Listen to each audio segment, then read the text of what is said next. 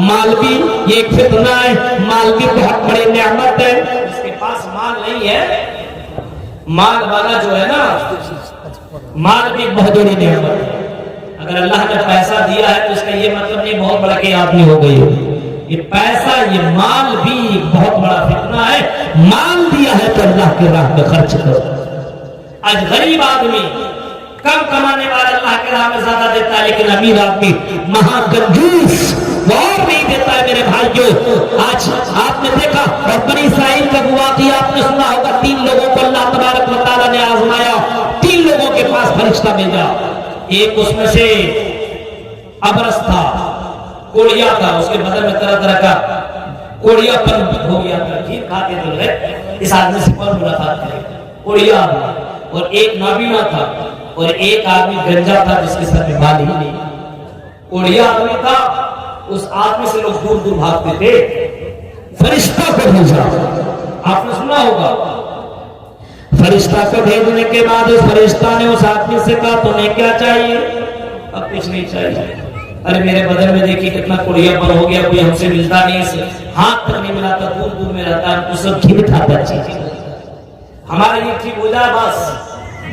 اس فرشتے نے اللہ کے حکم سے ہاتھ پھیرا، وہ آدمی بالکل کلیئر ہو گیا، اس کا بدن بالکل بہت ہی پیارا ہو گیا، وہ ہینڈسم بن گیا، سندر بن گیا، اچھا بن گیا۔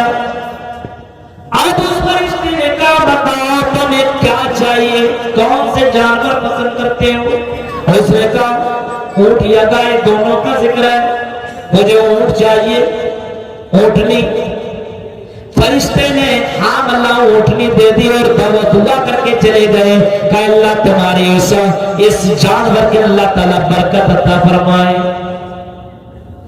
دوسرے کے پاس گیا جو گنجا آدمی تھا، جس کے سر میں کوئی بال نہیں تھا، لوگ اس سے بھی گھیت کھایا کرتے تھے، اس گنجے کو دیکھنے کے بعد لوگ دور ہو جایا کرتے تھے۔ بال بھی خوبصورتی ہے، جس کے پاس بال نہ اس کو دیکھو بال کے لیے کیسا کیسا کرتا ہے۔ اور لڑکیوں کا تو مسئلہ کچھ الگ ہی ہے، بال گرنے لگے تو پریشان ٹینشن میں آ جاتی ہے، میرا بال کم ہوتا چلا جا رہا ہے۔ لڑکیاں اپنا بال بڑا کرنے کے لیے نہ جانے کتنا کریم اور کتنے طریقے سے آئل استعمال کیا کرتی ہے اپنا بال بڑا کرنے کے لیے، کیونکہ یہ بال بھی لڑکیوں کے لیے خوبصورتی کا ایک ذریعہ ہے۔ خوبصورتی اس سے بھی سندرتا بڑھتی ہے، اس سے بھی خوبصورتی بڑھتی ہے۔ یہ بال جس کا بال ہی نہیں تھا اس کے پاس ہی فرشتہ گیا، اور فرشتہ جانے کے بعد کہتا ہے اے بھائی بتا تمہیں کیا پرابلم ہے، تم بڑا دکھی سا رہتے ہو، میں تیرے پاس آیا ہوں۔ کہا کہ مجھے کچھ نہیں چاہیے، مجھے اللہ تعالیٰ میرے سر میں بال دے دے، میں خوبصورت لگنے لگوں، اور مجھے کچھ نہیں چاہیے۔ فرشتے نے ہاتھ پھیرا اللہ کے حکم سے اور اس کے سر میں بال لا گیا، خوبصورت ہو گیا۔ اب فرشتے نے کہا تمہیں کیا چاہیے، کون سے جانور پسند کرتے ہو؟ اس نے کہا گائے۔ اس کو اللہ تعالیٰ نے ایک حاملہ گائے دے دیا، یعنی جس کے پیٹ میں بچہ تھا وہ گائے اس کو عطا کر دیا، اور دعا کر کے فرشتہ چلا گیا کہ اللہ تعالیٰ تیری جانور کے اندر برکت دے۔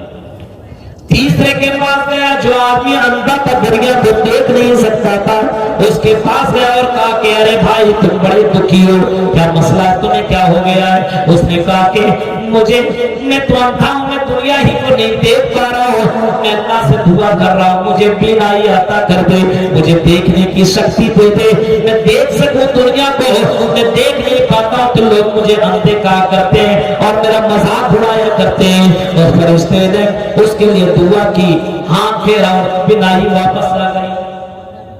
کیا چاہیے، کون سے جانور پسند کرتے ہو؟ کہا کہ بکری۔ اس کو ایک حاملہ بکری دے دی گئی، اس کے لیے دعا بھی کر کے چلے گئے کہ اللہ تعالیٰ اس بکری میں برکت دے۔ تینوں آدمی کو ایک جانور مل گئے، ایک کو اونٹنی، ایک کو گائے اور ایک کو بکری، تینوں کو۔ اور کچھ سال کے بعد وہ فرشتہ کو اللہ تعالیٰ نے پھر بھیجا، جاؤ ان لوگوں کے پاس چیک کرو کیا معاملہ ہے۔ فرشتہ آیا غریب آدمی بن کر کے، فرشتہ آدمی آیا ایک فقیر بن کر کے اور اس گائے والے آدمی کے پاس پہنچا اور جس کو گائے عطا کیا تھا اس کے پاس پہنچا اور اس سے کہا کہ میرے بھائی میں غریب آدمی ہوں، میں مسافر ہوں، مجھے کچھ چاہیے، اللہ تعالیٰ نے تمہیں بہت کچھ نوازا ہے، گائے سے تیرا وادی بھر گیا ہے، اتنی گائے ہے، پورا کا پورا وادی بھرا ہوا ہے، ایک گائے تم مجھے دے دو، میں اسی کے ذریعے سے اپنا سفر پورا کر لوں گا۔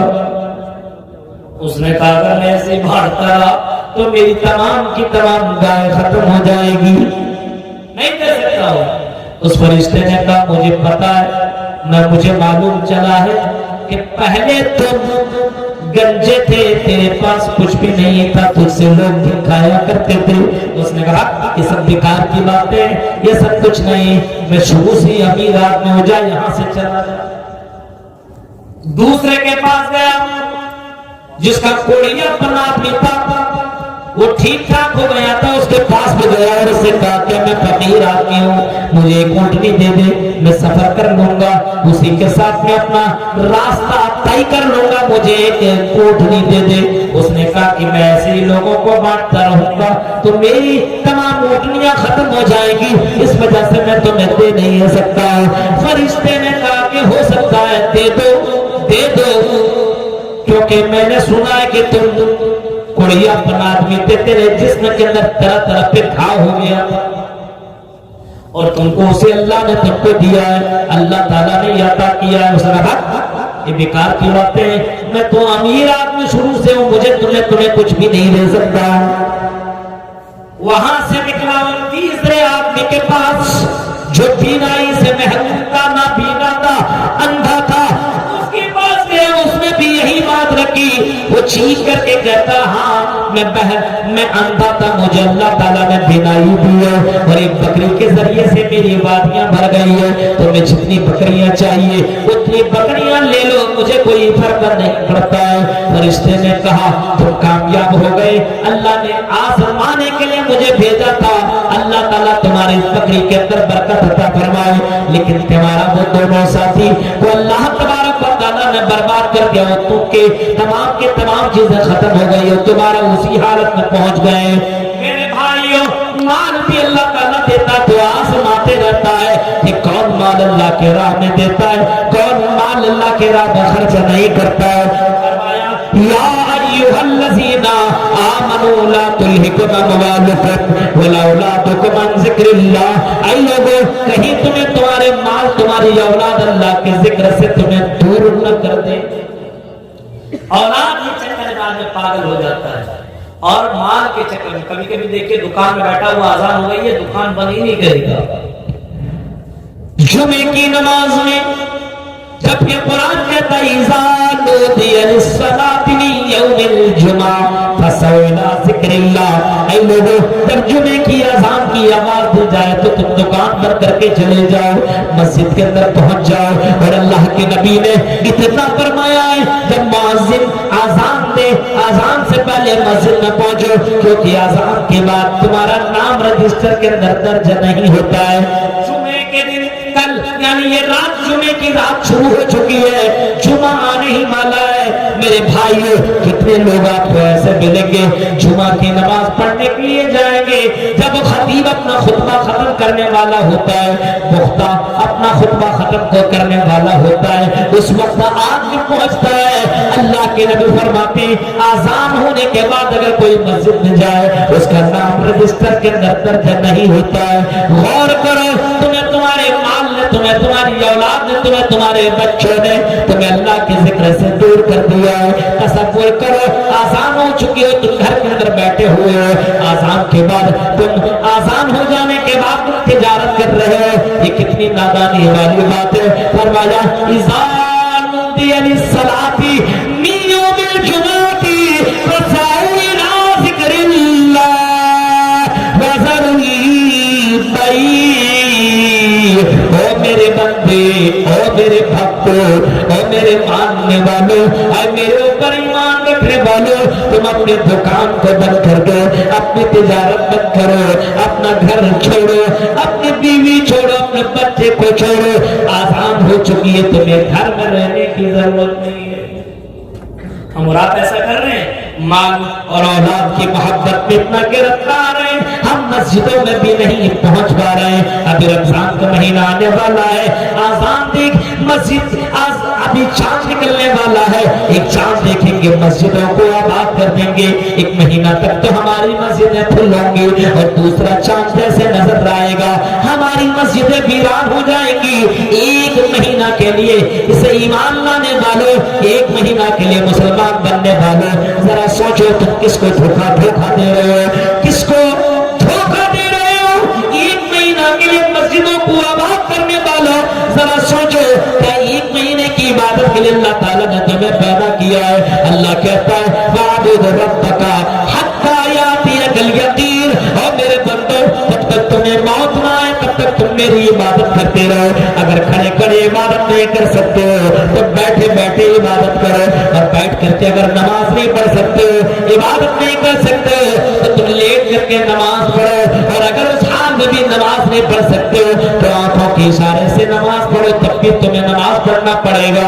ये नमाज तुम्हारे लिए माफ नहीं है। यहाँ तक फरमाया अगर मैदान जंग है और जंग के अंदर मैदान जंग के अंदर अगर लड़ाई हो रही हो, तलवार चल रही हो, नेज़े बरस रहे हो, तो आई मेरे बंदो तुम दो जमात कर लो, आधी जमात जंग लड़ेगी और आधी जमात नमाज पढ़ेगी, तब भी नमाज माफ नहीं है। वो चौराहों में बैठ करके नमाज छोड़ने वालों, आई घरों में बैठ करके नमाज छोड़ने वालों, आई अपने बीवी और अपने बच्चों में लग करके नमाज छोड़ने वालों, कभी कभी सोचा करो हमारा किन लोगों के साथ क़यामत के दिन अल्लाह ताला उठाए।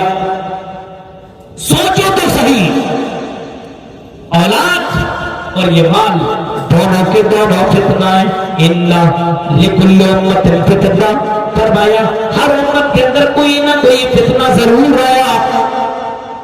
इन्ना लिकुल्ली उम्मतिन फितना व फितनतु उम्मती अल-माल, और मेरी उम्मत के अंदर फितना होगा जो माल का फितना होगा, माल का फितना होगा। आज लड़कियों को देखिए, मालदार लड़कों को चॉइस करती है, मालदार लड़का है, ये अमीर घराने का बेटा है। मालदार लड़कों के चक्कर में हमारी लड़कियां फिदा हो रही है, गैरों के साथ भाग रही है। पैसा वाला देख लिया, पैसा वाला है, ईमान वाला हो या ना हो कोई मतलब नहीं है, नमाज पढ़ता है नहीं पढ़ता कोई मतलब नहीं है। हमारी लड़कियां अमीर घराने के बच्चों से इश्क लड़ा रही है कि ये हमें जिंदगी देगी, वो अमीर लड़कों से ताल्लुक बनाने वाली है। अल्लाह तबारक व तआला खुशी देने वाला है, अल्लाह तबारक व तआला इज्जत देने वाला है। व तो इज्जत कशा व तो सिल्लमन कशा बियदिकल खैर, इज्जत जिल्लत का मालिक तो अल्लाह है। और लोगों तुम इन मालदार के चक्करों में पड़ रहे हो, ये माल तो बहुत ही बड़ा फितना है। हाँ, माल अगर अल्लाह ने दिया है, इस माल के बारे में अल्लाह से दुआ करो कि अल्लाह इस माल के जरिए से हमें, अल्लाह दूर रखना, माल के जरिए से हमें फितने में मुब्तला मत करना। माल और औलाद ये दोनों नेमतें हैं और ये दोनों बहुत ही बड़ा फितना है। फरमाया मा तरकतु बादी फितनतन अज़र्रा, फरमाया मैंने अपनी उम्मत के लिए औरतों से बढ़कर के कोई फितना नहीं छोड़ा है। औरत का भी एक फितना है और माल का भी एक फितना है, औलाद भी एक फितना है। ये सब के सभी इतना में नज़वाजिकुम औलादिकुम अदुव्वुल लकुम, फरमाया तुम्हारी औलाद तुम्हारी बीवियां तुम्हारे लिए एक दुश्मन है, दुश्मन। यही फरमाया इन्नमा अमवालुकुम औलादुकुम फितना, ऐ लोगों तुम्हें तुम्हारा माल, बेशक तुम्हारा माल और तुम्हारी औलाद तुम्हारे लिए फितना है, आजमाइश है। और अल्लाह ताला तुम्हें तुम्हारे माल के जरिए से आजमाएगा, तुम्हारी औलाद के जरिए से तुम्हें आजमाइश के अंदर अल्लाह ताला डालेगा। कहीं फरमाया या अय्युहल्लज़ीना आमनू, ईमान वालों अनफुसकुम व अहलीकुम नारा, ईमान वालों तुम अपने आप को और अपने फैमिली वाले को जहन्नम की आग से बचाओ, जहन्नम की आग से बचाओ, जहन्नम की आग से अपने आप और अपने फैमिली को बचाओ। दुनिया की तकलीफ से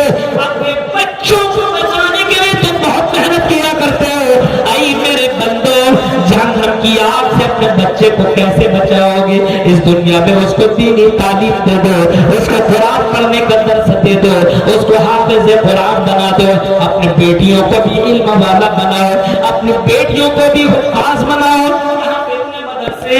اتنے مدرسے ہیں، ان مدرسوں کے اندر بچوں کو ایڈمٹ کرو، اپنے اماموں کی عزت کرو اور اپنے اماموں کا تنخواہ بڑھاؤ اور اپنے اماموں سے ان بچوں اور بچیوں کو پڑھواؤ، ان بچوں کو دینی تعلیم دلواؤ، ورنہ آنے والا وقت میں یہی بچہ تیرے لیے دشمن بن جائے گا۔ میرے بھائیوں، یہ بچہ نماز میں نہیں پڑھے گا تجھے گناہ ملے گا۔ اللہ کے نبی فرماتے ہیں قیامت کے دن ایک آدمی کو جنت کے سرٹیفکیٹ دے دیا جائے گا، جاؤ جنت کے سرٹیفکیٹ دے دیا جائے گا۔ یہ جنت کے اندر جانے لگے گا، دوڑ کر کے ایک لڑکی آئے گی، یہ دوڑ کر کے ایک لڑکا آئے گا، ایک آدمی دوڑ کر کے آئے گا، اے اللہ اس کو روک لے، اس کو جنت میں جانے نہ دیا جائے۔ فرشتوں سے اللہ کہے گا اس کو روکو، اس کو روکا جائے گا، اس آدمی کی بات سنی جائے گی، کیا بات ہے تم اس کو روکنے کو کیا کہہ رہے ہو؟ کہے گا کہ اللہ یہ دنیا میں میرا باپ تھا، یہ دنیا میں میری ماں تھی، یہ دنیا میں میرا باپ تھا، اے اللہ یہ نماز تو پڑھتا تھا، یہ اچھا کام تو کرتا تھا، لیکن اس نے مجھے کبھی نماز پڑھنے کے لیے نہیں کہا، اس نے مجھے قرآن کی تلاوت کے لیے نہیں کہا۔ ایک عورت چیخ کر کے کہے گی اللہ یہ دنیا کے اندر تو میرا شوہر تھا، اے اللہ اگر کھانے میں اگر میں کمی کر دیا کرتی تھی، اے اللہ یہ مجھے مارتا تھا، لیکن اللہ اس نے مجھے کبھی نماز پڑھنے کے لیے نہیں کہا، اس نے مجھے قرآن کی تلاوت کے لیے نہیں کہا، اس نے مجھے پردہ کے لیے کبھی نہیں کہا۔ اللہ کہے گا اس کو پکڑ جہنم کے اندر ڈال دو۔ میرے پیارے ساتھیوں، جب جہنم کے سرٹیفکیٹ مل جائے گی اور یہ مالدار آدمی جب جہنم کے اندر جانے لگے گا، چیخ کر کے کہے گا یا لیتہا کانتی قاضیہ، کاش کی دنیا میں میرا جو فیصلہ ہوا تھا وہی معاملہ ہو جاتا، دوبارہ مجھے اللہ جیوت نہیں کرتا، دوبارہ مجھے زندہ نہیں کرتا، ایک مرتبہ مار دیا تو تب مر جاتا، دوبارہ کیوں زندہ کیا گیا ہو؟ یا لیتہا کانتی قاضیہ، کاش کہ میں جو مر گیا تھا سو مر جاتا، مر گیا ہوتا، دوبارہ زندگی کیوں ملی، دوبارہ اللہ نے زندہ کیوں کیا؟ یا لیتہا کانتی قاضیہ ما اغنی عنی مالیہ، میرا مال مجھے کچھ بھی کام نہیں آیا، میری بلڈنگیں مجھے کچھ بھی کام نہ آئی، میرا بنگلہ مجھے کچھ بھی کام نہیں آیا، میرا شو روم مجھے کچھ بھی کام نہیں آیا، میرا بینک بیلنس مجھے کچھ بھی کام نہیں آیا، میرا مال میرا زیور کچھ بھی کام نہیں آیا، ہلک عنی سلطانیہ، میری سلطنت ہلاک کر دی گئی، مجھے کچھ بھی کام نہیں آیا۔ میرے پیارے ساتھیوں، اس مال کے چکر میں پڑھ کر کے اللہ کو بھولنے والوں اور اولاد کے چکر میں اللہ کو بھولنے والوں، اس سے بڑھ کر کے بد نصیب کو یہ دوسرا نہیں ہے۔ دنیا کے اندر آزمائش آپ کو مال اور اولاد کے ذریعے سے ہوگی، لیکن آپ کو ان دونوں نعمتوں کی قدر کرنی ہوگی۔ اگر اولاد ہے اور مال ہے تو دونوں کی قدر کرو۔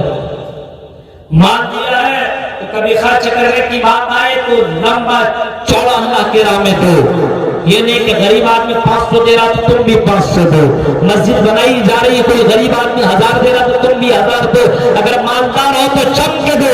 حضرت عثمان غنی کو دیکھو، اللہ نے مال و دولت سے نوازا تھا حضرت عثمان غنی کو، حضرت عثمان غنی کو اللہ نے مال سے نوازا تھا، دولت سے نوازا تھا۔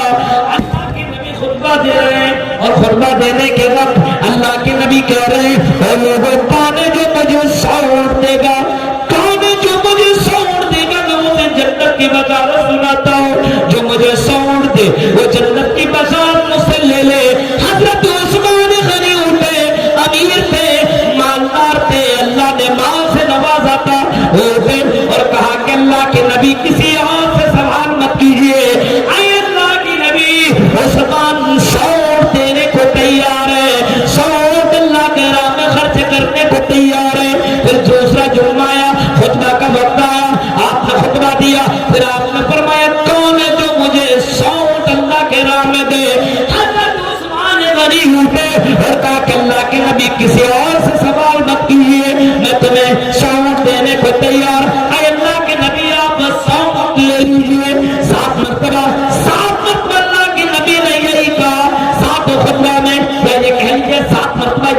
کیا کہ کون سا اونٹ دے گا، کون سا اونٹ دے گا.